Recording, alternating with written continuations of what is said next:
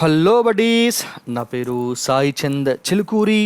Welcome to minds academy, మన academy. So మనం ఈరోజు మోస్ట్ ఇంపార్టెంట్ కరెంట్ టాపిక్స్ని ఎంఐసిటీని ఫటాఫట్ డిస్కస్ చేసుకుంటూ వెళ్ళిపోదాం. అంతకంటే ముందు మీరందరూ కూడా మైండ్స్ అకాడమీ యాప్ని ప్లే స్టోర్ నుంచి ఇన్స్టాల్ చేసి పెట్టుకోండి మీ మొబైల్ ఫోన్లో. ఎందుకంటే మనం డిస్కస్ చేసేటువంటి కరెంట్ టాపిక్స్ యొక్క మోస్ట్ ఇంపార్టెంట్ కరెంట్ టాపిక్స్ యొక్క పీడిఎఫ్ ఫైల్స్ అన్నీ కూడాను మైండ్స్ అకాడమీ యాప్లో అందుబాటులో ఉంటాయి కాబట్టి. అండ్ దాంతోపాటు మన గ్రూప్ 2 ఎగ్జామినేషన్కి సంబంధించినటువంటి ఏపీ హిస్టరీ స్కోరింగ్ సబ్జెక్ట్ అనమాట. సో దీనికి సంబంధించినటువంటి 25 టెస్టుల్ని కూడా మైండ్స్ అకాడమీ యాప్లో అందుబాటులో ఉంచడం జరిగింది. సో మీరు వీటిని ప్రాక్టీస్ చేయండి, ఎగ్జామ్స్లో మీ యొక్క సక్సెస్ రేట్ని పెంచుకోండి.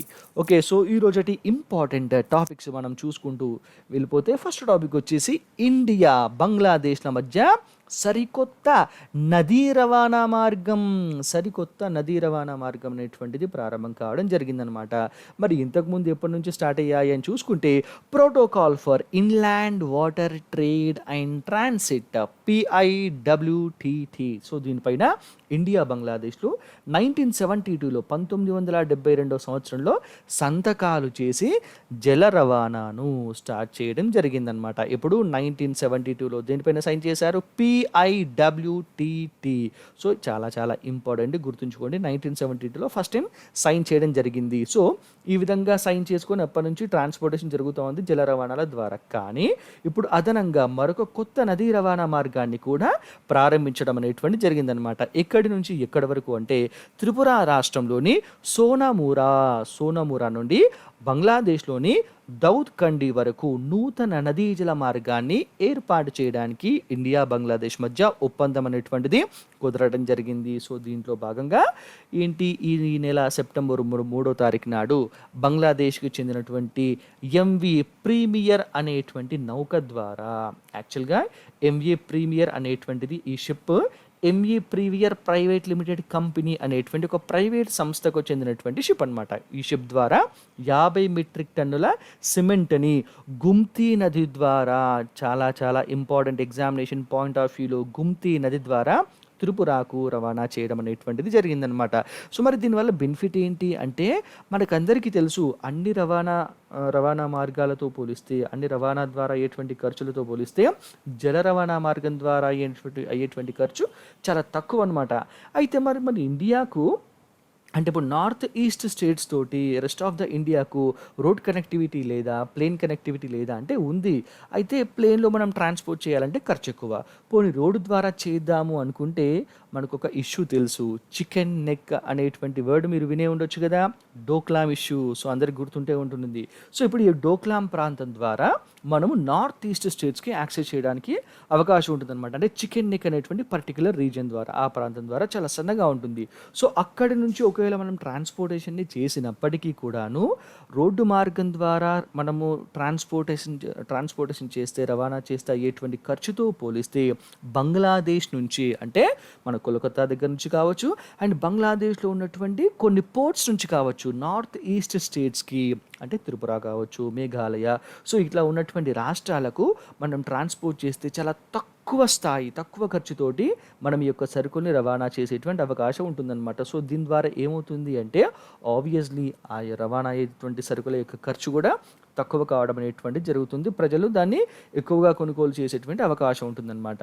సో అందుకోసం అని చెప్పేసి బంగ్లాదేశ్ తోటి ఇండియన్ గవర్నమెంట్ ఈ విధంగా అగ్రిమెంట్ చేసుకోవడం జరిగింది 1972లో. ఇప్పుడు రీసెంట్గా స్టార్ట్ చేసింది 5th వే అనమాట, 5th ఇన్లాండ్ వాటర్ వే. యాక్చువల్గా ఇంతకుముందు 4 ఉన్నాయన్నమాట, 4 మార్గాలు.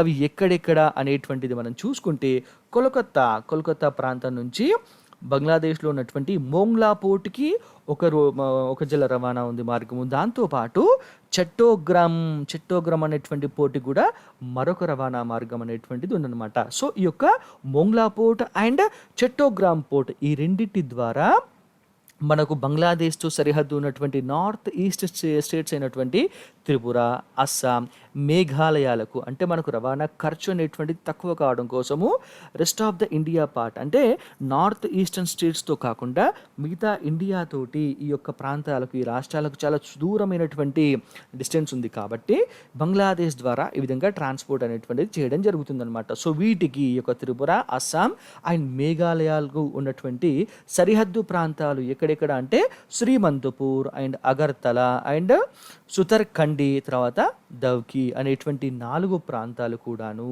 బంగ్లాదేశ్ తోటి సరిహద్దు ప్రాంతాలుగా ఉన్నాయన్నమాట. మన భారతదేశానికి చెందినటువంటి ఈ 4 ప్రాంతాలు. సో వీటికి బంగ్లాదేశ్ త్రూ మనం రవాణాను చేయడం జరుగుతుందన్నమాట. ఈ విధంగా చేయడంతో బంగ్లాదేశ్ కొంత ఫీజుని వసూలు చేస్తుందన్నమాట, ట్యాక్స్ని వసూలు చేయడం జరుగుతుంది. అయినప్పటికీ కూడాను మనం ఇంతకుముందు డిస్కస్ చేసుకున్నట్టుగా చికెన్ నెక్ అనేటువంటి ప్రాంతం నుంచి మనము ఈ నార్త్ ఈస్టర్న్ స్టేట్స్కి ట్రాన్స్పోర్ట్ చేస్తే అయ్యేటువంటి ఖర్చుతో పోలిస్తే ఈ ఖర్చు తక్కువగా ఉండటంతో మన ఇండియన్ గవర్నమెంట్ దీనికే ప్రిఫరెన్స్ అనేటువంటిది ఇవ్వడం జరిగిందనమాట. సో దీంట్లో భాగంగా ఇప్పుడు 4 ప్రాంతాలకు ఈ విధంగా ట్రాన్స్పోర్టేషన్ జరుగుతుంది కదా, దీనికి అదనంగా మరొక మార్గాన్ని కూడా చూస్ చేసుకోవడం జరిగింది, అగ్రిమెంట్ ద్వారా ఎన్నుకోవడం జరిగింది. అది ఇక్కడ అంటే త్రిపురలో ఉన్నటువంటి సోనామూరా అనేటువంటి ప్రాంతానికి బంగ్లాదేశ్లో ఉన్నటువంటి దౌద్ కండి అనేటువంటి ప్రాంతం ద్వారా నదీ జల మార్గాన్ని ఎంచుకోవడం జరిగిందనమాట. ఈ నది ఏ నది అంటే గుమ్తీ నది.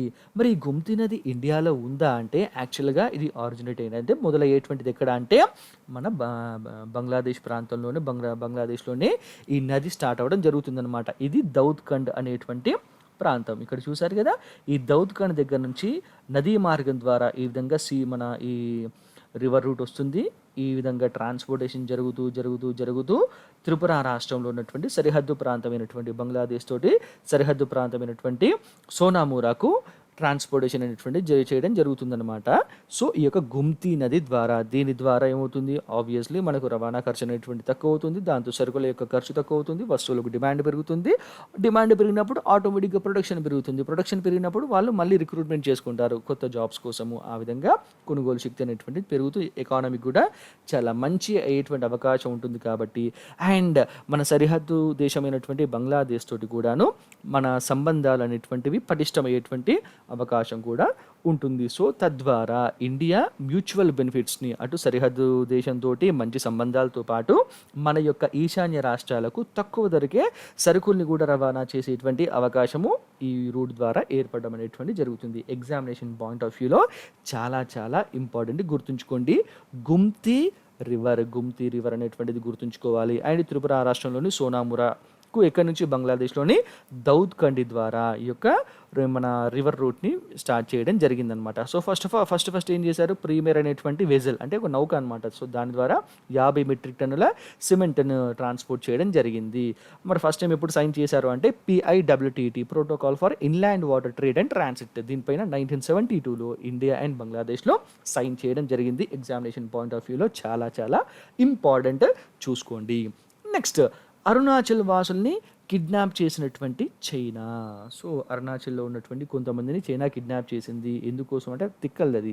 సో ఫస్ట్ ఆఫ్ ఆల్ మనం ఎగ్జామినేషన్ పాయింట్ ఆఫ్ వ్యూలో చూసుకుంటే లదాఖ్ సరిహద్దుల్లో దురుసుగా వ్యవహరిస్తూ తీవ్ర ఉద్రిక్తత పరిస్థితులకు కారణమవుతున్నటువంటి చైనా అరుణాచల్ ప్రదేశ్లోని అప్పర్ సుబాన్సిరి అనేటువంటి జిల్లాకు చెందిన 5 వేటగాళ్లను చైనా కిడ్నాప్ చేయడం అనేటువంటి జరిగిందనమాట. చైనాకు చెందినటువంటి people's liberation army, so PLA kidnap చేయడం జరిగింది. యాక్చువల్గా ఏంటి అంటే నాచో గ్రామానికి చెందినటువంటి 6 వేటగాళ్ళు ఇండియా చైనా సరిహద్దు ప్రాంతమైనటువంటి మెక్మోహన్ రేఖ సమీపంలోకి స్థానిక తగిన్ అంటారన్నమాట. తగిన్ వారు ఈ యొక్క 6 ఎవరంటే తగిన్ తెగకు చెందినటువంటి వేటగాళ్ళు అనమాట. వీళ్ళు వేటకు వెళ్ళడం అనేటువంటి జరిగింది.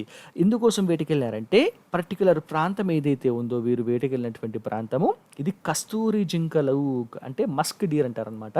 ఈ కస్తూరి జింకలకు చాలా అంటే చాలా ప్రసిద్ధి. ప్రతి సంవత్సరం ఈ సీజన్లో స్థానికులు వేట కోసం ఈ యొక్క కస్తూరి జింకల యొక్క వేట కోసం అడవిలోకి వెళ్తూ ఉంటారనమాట. సో దాంట్లో భాగంగా ఇప్పుడు కూడా వెళ్తే ఇందులో 5 చైనా కిడ్నాప్ చేయడం జరిగింది. మరొక పర్సన్ ఈ కిడ్నాప్ విషయాన్ని తెలుసుకొని స్థానికంగా ఉన్నటువంటి అధికారులకు ఇంటిమేట్ చేయడంతో వాళ్ళు మన ఇండియన్ గవర్నమెంట్కి చెప్పడం జరిగిందనమాట. సో ఈ విధంగా ఈ విషయం బయటికి వచ్చింది. అయితే మెక్మోహన్ రేఖ మరి సరిహద్దు ప్రాంతంగా మరి గుర్తించట్లేదా చైనా అంటే దీన్ని ససేమిరా అంటుందన్నమాట. అసలు మెక్మోహన్ రేఖను నేను గుర్తించను అని చెప్పేసి చైనా చెప్తుంది. ఎందుకోసం అంటే అరుణాచల్ ప్రదేశ్ని అది దక్షిణ టిబెట్గా భావిస్తుందన్నమాట. టిబెట్లో ఇది ఒక ప్రాంతంగా గుర్తిస్తూ ఇది నాకు చెందినటువంటి ప్రాంతము, నా దేశానికి చెందినటువంటి ప్రాంతంగా అరుణాచల్ ప్రదేశ్ని క్లెయిమ్ చేసుకోవడానికి ప్రయత్నం చేస్తుంది. కానీ మన ఇండియన్ గవర్నమెంట్ ఎప్పటికప్పుడు చెక్ పెట్టేస్తూనే ఉంది. సో దీంట్లో భాగంగా ఇప్పుడు ఏంటి అంటే మెక్మోహన్ రేఖ సమీపంలో ఉన్నటువంటి ఈ తగిన్ తెగ వారిని, అందులో ఉన్నటువంటి ఒక 5గురిని కిడ్నాప్ చేయడం జరిగింది. సో ఇది ఇప్పటి వరకు మనకు ఉన్నటువంటి ఇప్పుడు ఇష్యూ అనమాట. మరి ఇప్పుడు ఈ మస్క్ డీర్ మన ఎగ్జామినేషన్ పాయింట్ ఆఫ్ వ్యూలో చూసుకోవాలి కదా. సో మస్క్ డీర్ అనేటువంటిది అరుణాచల్ ప్రదేశ్లోని హిమాలయ పర్వత సానువులలో ఉండి అటవీ ప్రాంతాలు ఈ యొక్క కస్తూరి జింకలకు ప్రసిద్ధి అనమాట. ఇక్కడ మీకు పక్కన ఇమేజ్లో కనిపిస్తుంది కదా, ఇదే ఆ మస్క్ డీర్ అనమాట. యాక్చువల్గా ఇది కస్తూరి అంటే ఒక మంచి సువాసనను వెదజల్లేటువంటి పదార్థం అనమాట. మరి దీనికి ఈ కస్తూరి జింక అనేటువంటి పేరు ఎట్లా వచ్చింది అంటే ఆడ జింకల్ని ఆకర్షించడం కోసం, వాటితోటి సంభోగించడం కోసము మొగ జింకలు ఒక రకమైనటువంటి ద్రవాన్ని అవి స్రవిస్తాయన్నమాట, స్రవింపజేస్తూ ఉంటాయి. సో అది మంచి స్మెల్ వచ్చేసరికి ఆడ జింకలు ఈ మొగ జింకల దగ్గరకు వస్తాయి, సంభోగం చేస్తాయన్నమాట. అయితే ఈ విధంగా స్రవింపజేస్తున్నటువంటి మొగ జింకల్ని కస్తూరి జింకలుగా పిలుస్తుంటారనమాట. వీటికి ఏంటి అంటే ఈ కస్తూరి అనేటువంటి దానికి ప్రపంచవ్యాప్తంగా చాలా డిమాండ్ ఉండి ఔషధాలలో కూడా దీన్ని ఎక్కువగా వాడుతూ ఉంటారనమాట. సో దీనికి డిమాండ్ ఉండడంతో ఎక్కువగా వీటిని వేటడానికి ప్రయత్నం చేస్తుంటారు, పర్టికులర్ ఈ టైంలో అనమాట. యాక్చువల్గా ఇవి IUCN యొక్క రెడ్ లిస్ట్లో అంటే అంతరించిపోయేటువంటి జాబితాలో ఈ యొక్క మస్క్ డీర్స్ని చేర్చడం ఎప్పుడో జరిగింది. వీటి సంరక్షణకు మన ఇండియన్ గవర్నమెంట్ చర్యలు తీసుకుంటుంది. ఓకే, సో ఇక్కడ మనం చూసుకుంటే తగిన్ తెగకు చెందినటువంటి మహిళనే ఈవిడ అనమాట. అంటే వారి యొక్క వేషం ఈ విధంగా ఉంటుంది, వారి యొక్క అలంకారం ఈ విధంగా ఉంటుందని తెలవడం కోసము ఈ ఇమేజ్ని ఇక్కడ ఇవ్వడం జరిగింది. అండ్ ఇక్కడ మనం పర్టికులర్ ఈ యొక్క మ్యాప్ని చూసుకుంటే రెడ్ మార్క్ ఉన్నటువంటిది అప్పర్ సుబాన్ సిరి డిస్టిక్ అనమాట. ఈ ప్రాంతము యాక్చువల్గా ఇక్కడ మీకు కనిపిస్తున్నటువంటి సరిహద్దు ప్రాంతం మొత్తం కూడాను మెక్మోహన్ లైన్ అనమాట. దీన్ని ఇండియా సరిహద్దుగా గుర్తించినప్పటికీ చైనా మాత్రం దీన్ని గుర్తించట్లేదు. ఎందుకంటే ఇది సౌత్ టిబెట్గా అది క్లెయిమ్ చేసుకోవడానికి ప్రయత్నం చేస్తుందన్నమాట. ఈ పర్టిక్యులర్ ప్రాంతంలోనే దిబాంగ్ వైల్డ్ లైఫ్ శాంక్చువరీ కూడా ఉండడం జరిగింది. సో ఇది ఎగ్జామినేషన్ పాయింట్ ఆఫ్ వ్యూలో చాలా ఇంపార్టెంట్. అండ్ ఇది హిమాలయాలతో కూడుకున్నటువంటి ప్రాంతం అనమాట. ఈ ప్రాంతం మొత్తం కూడాను ఇక్కడే మస్క్ డీర్స్ యొక్క సంచారం అనేటువంటిది ఎక్కువగా ఉంటుంది. చాలా ఇంపార్టెంట్ గాయ్స్, చూసుకోండి. ఓకే, నెక్స్ట్ గ్రీన్ లైన్ పైన చైనా గురి. సో గ్రీన్ లైన్ అనేటువంటి ఒక పర్టికులర్ లైన్ పైన చైనా గురి పెట్టింది. మరి ఏంటి గ్రీన్ లైన్ కొత్తగా అనిపిస్తుంది అనుకుంటున్నారా? గ్రీన్ లైన్ అంటే ఏం లేదు, మనము గత కొంతకాలంగా డిస్కస్ చేసుకుంటున్నటువంటి పర్టికులర్ ప్రాంతము ఏంటి, ఫింగర్ నెంబర్ 4 నుంచి చుషుల్ అనేటువంటి ప్రాంతం వరకు ఉన్నటువంటి ఈ యొక్క LAC మన చైనా క్లెయిమ్ చేసుకుంటుందని చెప్పి డిస్కస్ చేసుకున్నాం కదా. సో ఆ ప్రాంతమే గ్రీన్ లైన్గా పేర్కొంటుంది అనమాట. 1960లో చైనా తయారు చేసినటువంటి మ్యాప్ని చూపిస్తూ లదాఖ్ తోటి టిబెట్ సరిహద్దును చైనా గ్రీన్ లైన్గా నిర్వచిస్తుందన్నమాట. సో సింపుల్గా లదాఖ్ తోటి టిబెట్ యొక్క సరిహద్దునే చైనా గ్రీన్ లైన్గా నిర్వచిస్తూ వస్తుంది. ఈ గ్రీన్ లైన్ పాంగాంగ్ సరస్సు యొక్క ఉత్తర తీరంలోని ఫింగర్ 4 పర్వత ప్రాంతం మీదుగా వెళుతూ దక్షిణ తీరంలోని చుషూల్ లోయ మొత్తాన్ని కూడా చైనా తన యొక్క భూభాగంగా చూపించడం జరిగింది. ఇక్కడ ఉండేటువంటి చుషుల్ ప్రాంతం వరకు కూడాను చైనా ఏంటి అంటే ఇదంతా కూడాను నాకు చెందినటువంటి భూభాగము, కానీ ఇండియా తన భూభాగంగా చూపించుకుంటుంది. సో ఇదంతా నాది అని చెప్పేసి చైనా ఆరోపించడం అనేటువంటి జరుగుతుంది. ఈ గ్రీన్ లైన్ మేరకు ఉన్నటువంటి భూభాగాన్ని తన స్వాధీనంలోకి తీసుకోవటానికి చైనా తన బలగాలతోటి ముందుకు సాగి ఏకపక్షంగా LAC line of actual control వద్ద సరిహద్దును మార్చేందుకు ప్రయత్నించడం జరిగింది. అవును కదా, మనం డిస్కస్ చేసుకున్నాం కదా. ఇక్కడ ఉన్నటువంటి బ్లాక్ టాప్ అనేటువంటి పర్టికులర్ పర్వత ప్రాంతం పైకి మన ఇండియన్ గవర్నమెంట్ SFFని అంటే స్పెషల్ ఫ్రాంటియర్ ఫోర్స్ని పంపించడం ద్వారా కంప్లీట్గా ఆ ప్రాంతాన్ని అంటే పాంగాంగ్ సరస్సుకు దక్షిణంగా ఉన్నటువంటి ప్రాంతాన్ని మన ఇండియన్ గవర్నమెంట్ కంట్రోల్లోకి తీసుకోవడం జరిగింది. ఇండియన్ ఆర్మీ అని చెప్పేసి మనం డిస్కస్ చేసుకున్నాం కదా. సో ఈ పర్టికులర్ ప్రాంతంలో ఉండడం వల్ల ఏంటి అంటే ఇది చాలా హైట్లో ఉంటుందన్నమాట. సో దీని చుట్టుపక్కల ఉండేటువంటి ప్రాంతం మొత్తం కూడాను మన ఇండియన్ ఆర్మీ చూసేటువంటి అవకాశం ఉంటుంది. ఎందుకోసం అంటే ఈ ఈ పాంగాంగ్ చోక్ సౌత్‌లో ఉన్నటువంటి ఒక ప్లేస్‌లోనే చైనా రోడ్‌ని వేయడం జరిగిందనమాట. సో, ఈ రోడ్డు ద్వారా దాని దగ్గర ఉన్నటువంటి ట్యాంక్స్‌ని, మిసైల్స్‌ని రవాణా అంటే తీసుకొని వస్తూ ఉంటుందనమాట. మూవ్ చేస్తూ ఉంటుంది. సో, అది ఏ విధంగా మూవ్ చేస్తుంది, మన బార్డర్ సైడ్ ఎంత మేరకు వచ్చిందనేటువంటి విషయం మొత్తం కూడాను ఈ బ్లాక్ టాప్ పైన నిలబడి మనం గమనించడానికి అవకాశం ఉంటుందనమాట. సో, దీన్ని ముందుగా చైనా ఏంటి ఆక్యుపై చేసుకుందాం అని చెప్పి ప్రయత్నం చేసింది. కానీ మన ఇండియన్ గవర్నమెంట్ ఎస్ఎఫ్ఎఫ్కి స్పెషల్ ఫ్రాంటియర్ ఫోర్స్కి పర్మిషన్ ఇవ్వడంతో ఇది చాలా చాకచక్యంగా త్వరగా వెళ్ళిపోయి ఆ బ్లాక్ టాప్ని ఆక్యుపై చేసుకోవడం జరిగిందనమాట. సో, ఆ విధంగా ఆక్యుపై చేసుకోవడంతో చైనా ఏమంటుందంటే రివర్స్లో మీరు యథాతథ స్థితిని మొత్తం కూడాను ఫాలో కావట్లేదు, దానికి విరుద్ధంగా ప్రవర్తిస్తున్నారని చెప్పేసి చైనా ఆరోపిస్తుందన్నమాట. కానీ ఇండియా ఏమంటుందంటే మీరు ఇక్కడ వరకు ముందర వరకు వచ్చారు కాబట్టే మేము ఈ విధంగా చేయాల్సి వచ్చింది అని చెప్పేసి మన ఇండియా చెబుతుంది. కానీ దీన్ని సామరస్యపూర్వకంగా డిస్కషన్స్ ద్వారా సాల్వ్ చేసుకుందాం అని చెప్పేసి అనుకుంటున్నప్పటికీ కూడాను చర్చలలో ఇక్కడ కూడాను పురోగమితి అనేటువంటిది రావట్లేదు. మరి చూడాలి ఏమవుతుందో. సో, ఈ విధంగా స్పెషల్ ఫ్రాంటియర్ ఫోర్స్ ద్వారా ఆ ప్రాంతాన్ని మన ఇండియన్ ఆర్మీ ఆక్యుపై చేసుకొని చైనాకు చెక్ పెట్టడం అనేటువంటి జరిగిందనమాట. అయితే ఇక్కడ నోటను పెట్టాను చూడండి, అదేంటి అంటే ఎస్సీఓలో షాంఘాయ్ కోఆపరేషన్ ఆర్గనైజేషన్లో ఈ మీటింగ్లో పాల్గొనడానికి రష్యాకు వెళ్ళారు కదా మన డిఫెన్స్ మినిస్టర్ రాజ్నాథ్ సింగ్ గారు. సో, ఆ టైంలో మన డిఫెన్స్ మినిస్టర్ చైనా రక్షణ మంత్రి అయినటువంటి వెయ్యి ఫెంగే తోటి డిస్కస్ చేయడం జరిగిందనమాట. సో, ఇద్దరు డిస్కస్ చేసుకుంటూ ఎల్ఏసి వద్ద యథాతథ స్థితిని మీరొక్కరే ఏకపక్షంగా మార్చేటువంటిది ప్రయత్నాలు మానుకోవాలి అని చెప్పేసి స్పష్టం చేయడం జరిగింది. చూద్దాం మరి ముందు ఏమవుతుందో. ఎగ్జామినేషన్ పాయింట్ ఆఫ్ వ్యూలో చాలా చాలా ఇంపార్టెంట్, గుర్తుంచుకోండి. నెక్స్ట్, ఐస్లో 2.5 గంటల పాటు ఉన్నారనమాట ఒక వ్యక్తి. ఎవరు అంటే ఆస్ట్రియాకు చెందినటువంటి స్విమ్మర్ జోసెఫ్ కోబెర్లే అనేటువంటి ఈ స్విమ్మర్ 200 కేజీల ఐస్ క్యూబ్ల మధ్య స్విమ్ సూట్ని ధరించి 2 గంటల 30 నిమిషాల 57 సెకండ్ల పాటు గడిపి ఐస్ గడ్డల మధ్య సుదీర్ఘకాలము గడిపినటువంటి వ్యక్తిగా ప్రపంచ రికార్డ్ని నెలకొల్పడం జరిగింది. ఇట్లాంటి ఫ్యాక్చువల్ బిట్స్ వచ్చేటువంటి అవకాశం ఉంటుంది గాయస్, గుర్తుంచుకోండి. ఓకే, నెక్స్ట్, ఎన్టీపీసీ చిమ్నీ 275 మీటర్ల పొడవు ఉందట.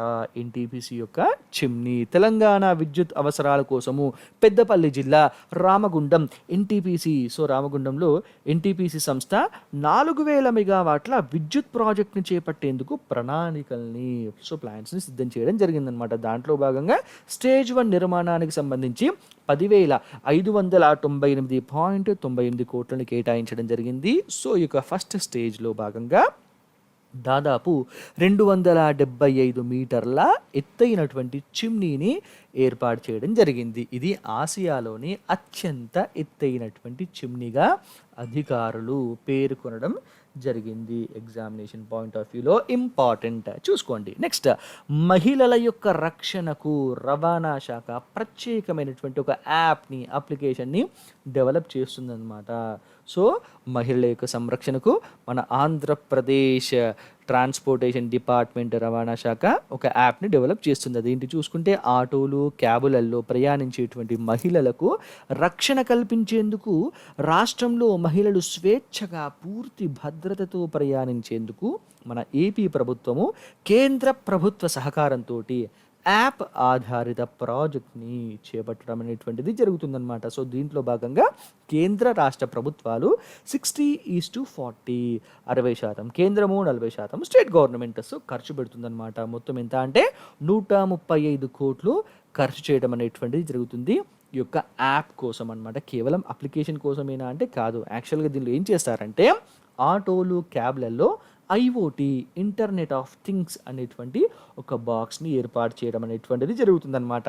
సో, ఈ యొక్క ఐఓటీ బాక్స్లను అమర్చి వీటికి అనుసంధానమయ్యే విధంగా అప్లికేషన్ని రూపొందిస్తారనమాట. సో, ఈ అప్లికేషన్స్ని మనమందరం కూడా డౌన్లోడ్ చేసుకోవాలి. సో, ప్రయాణంలో ఏమైనా ఇబ్బందులు కనుక ఎదురైతే యాప్లో సంబంధిత వాహనం, అంటే వీళ్ళు ఏ వాహనంలోనైతే ప్రయాణం చేస్తున్నారో ఆ వాహనం యొక్క నెంబర్ని పంపగానే, ఎంటర్ చేసి సెండ్ చేయగానే ఆ యొక్క వెహికల్ ఎక్కడుందనేటువంటి విషయాన్ని జీపీఎస్ ద్వారా మన యొక్క IRNSS Indian regional navigation 7 satellite system అనమాట. సో, ఇది మన దేశానికి చెందినటువంటి జీపీఎస్. ఈ జీపీఎస్ ఏంటి? యూఎస్కి చెందినటువంటి జీపీఎస్. సో, ఈ జీపీఎస్ ద్వారా ట్రాక్ చేసి క్షణాలలో తెలుసుకోవడం అనేటువంటి జరుగుతుందనమాట. అంటే వెహికల్ ఎటు వెళ్తుంది, ఎటు మూవ్ అవుతుంది, ప్రజెంట్ టైం ఎక్కడ ఉంది అనేటువంటి విషయాలు పూర్తిగా తెలుసుకోవడం జరుగుతుంది. దాని ద్వారా ఆ వెహికల్ని ట్రేస్ చేసి అందులో ఉన్నటువంటి మహిళల్ని కాపాడడం అనేటువంటి జరుగుతుందనమాట. ఒకవేళ మహిళలకు కనుక ఇబ్బంది కలిగితే, అంటే సపోజ్ యాప్ని యూజ్ చేసేటువంటి పరిస్థితి లేదు, ఈ యొక్క నెంబర్ టైప్ చేసేటువంటి పరిస్థితి లేకపోతే అప్లికేషన్లో ఉండేటువంటి పానిక్ బటన్ ఉంటుంది కదా, సో ఈ యొక్క బటన్ని నొక్కినా, లేకపోతే ఐఓటీ బాక్స్కు ఉన్నటువంటి క్యూఆర్ కోడ్, సో దానికి ఒక క్యూఆర్ కోడ్ని కూడా ఇస్తారనమాట. ఈ యొక్క క్యూఆర్ కోడ్ని స్కాన్ చేసినా కూడా దగ్గరలో ఉండేటువంటి పోలీస్ స్టేషన్కి క్షణాలలో సమాచారం అనేటువంటిది వెళ్ళిపోతుంది. వాళ్ళు అలర్ట్ అవుతారు, వచ్చి సంబంధిత వ్యక్తిని రక్షించడం అనేటువంటి జరుగుతుందన్నమాట. సో దీంట్లో భాగంగా పైలట్ ప్రాజెక్ట్ కింద ఈ యొక్క అప్లికేషన్ని ఇన్స్టాల్ చేయడం అండ్ ఐఓటీ బాక్స్ని సెటప్ చేయడం అనేటువంటి యొక్క పైలట్ ప్రాజెక్ట్ని ముందుగా విజయవాడలో చేపట్టాలి అనేటువంటిది నిర్ణయం తీసుకోవడం జరిగింది. ఎగ్జామినేషన్ పాయింట్ ఆఫ్ వ్యూలో చాలా చాలా ఇంపార్టెంట్, చూసుకోండి. Next, is of doing business 2019 release చేయడం జరిగింది. కేంద్ర ప్రభుత్వం ప్రకటించినటువంటి సులభతర వాణిజ్యం 2019 ర్యాంకులలో తెలుగు రాష్ట్రాలు మరొకసారి ఘనతను సాధించడం జరిగింది, అగ్రస్థానంలో నిలవడం జరిగిందనమాట. ఆంధ్రప్రదేశ్ స్టేట్ వరుసగా 3వసారి ఫస్ట్ ప్లేస్లో ఉండగా యూపీ సెకండ్ ప్లేస్లోకి వచ్చింది. తెలంగాణ స్టేట్ థర్డ్ పొజిషన్లో నిలవడం అనేటువంటిది జరిగింది. యాక్చువల్గా దీన్ని 2015 సంవత్సరం నుంచి department for promotion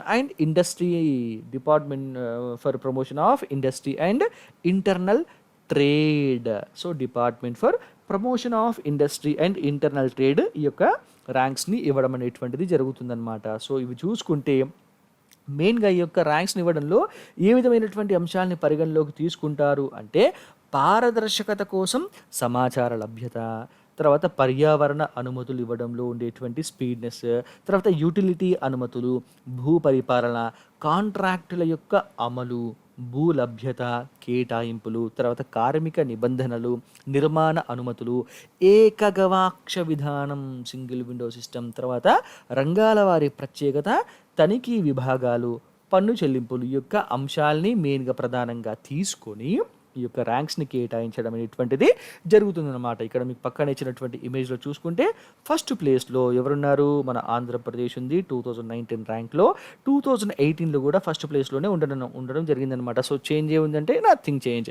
Uttar Pradesh 2019లో second పొజిషన్కి వచ్చిందనమాట. మరి 2018లో చూసుకుంటే 12th ర్యాంక్లో ఉండే, సో ఒక్కడేసారి ర్యాపిడ్ గ్రోత్, ఎంత 10 ర్యాంకుల్ని మెరుగుపరుచుకోవడం అనేటువంటిది జరిగింది. ఈ యొక్క క్వశ్చన్ డెఫినెట్గా ఎగ్జామ్స్లో వచ్చేటువంటి అవకాశం ఉంటుంది గాయస్, చూసుకోండి. యూపీ ఈజ్ ఆఫ్ డూయింగ్ బిజినెస్లో ఎన్ని ర్యాంక్స్ని మెరుగుపరుచుకుంది, ఏ ర్యాంక్ వచ్చింది అని చెప్పేసి అంటే మాత్రం గుర్తుంచుకోండి, 10 ర్యాంకుల్ని మెరుగుపరుచుకొని 12th పొజిషన్ నుంచి సెకండ్ ప్లేస్కి రావడం జరిగింది. తెలంగాణ స్టేట్ 2018లో సెకండ్ ప్లేస్లో ఉండే, కానీ 2019కి వచ్చేసరికి థర్డ్ పొజిషన్కి పడిపోవడం అనేటువంటిది జరిగిందనమాట. సో ఒక ర్యాంక్ కోల్పోవడం జరిగింది. ఎగ్జామినేషన్ పాయింట్ ఆఫ్ వ్యూలో చాలా చాలా ఇంపార్టెంట్.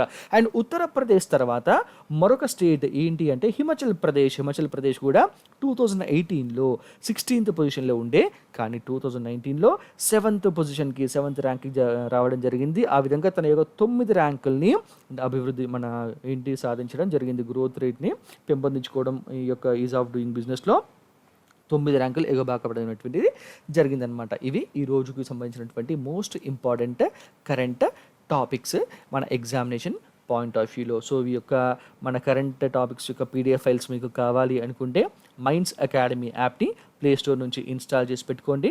మీ మొబైల్ ఫోన్లో ఇందులో ఉండేటువంటి పీడిఎఫ్ ఫైల్స్ని డౌన్లోడ్ చేసుకొని చదువుకోవచ్చు. అండ్ మైండ్స్ అకాడమీకి టెలిగ్రామ్ ఛానల్ కూడా ఉంది. ఈ టెలిగ్రామ్ ఛానల్లో మీరు మెంబర్ అవ్వండి. ఇందులో పెట్టేటువంటి అప్డేట్స్ని ఎప్పటికప్పుడు ఫాలో అవుతూ ఉండొచ్చు. అండ్ వీటితో పాటు మీరు చూస్తున్నటువంటి YouTube channel minds academy YouTube channel, మీరు దీన్ని సబ్స్క్రైబ్ చేసుకోండి. ఇందులో పెట్టేటువంటి వీడియోస్ని ఎప్పటికప్పుడు ఫాలో అవుతూ ఎగ్జామ్స్లో మంచి మార్కులు సాధించి ఉన్నతమైనటువంటి జాబ్ని మీరు సాధించాలని మైండ్స్ అకాడమీ తరపున మేమందరం కూడా కోరుకుంటున్నాం. All the very best. Thank you so much.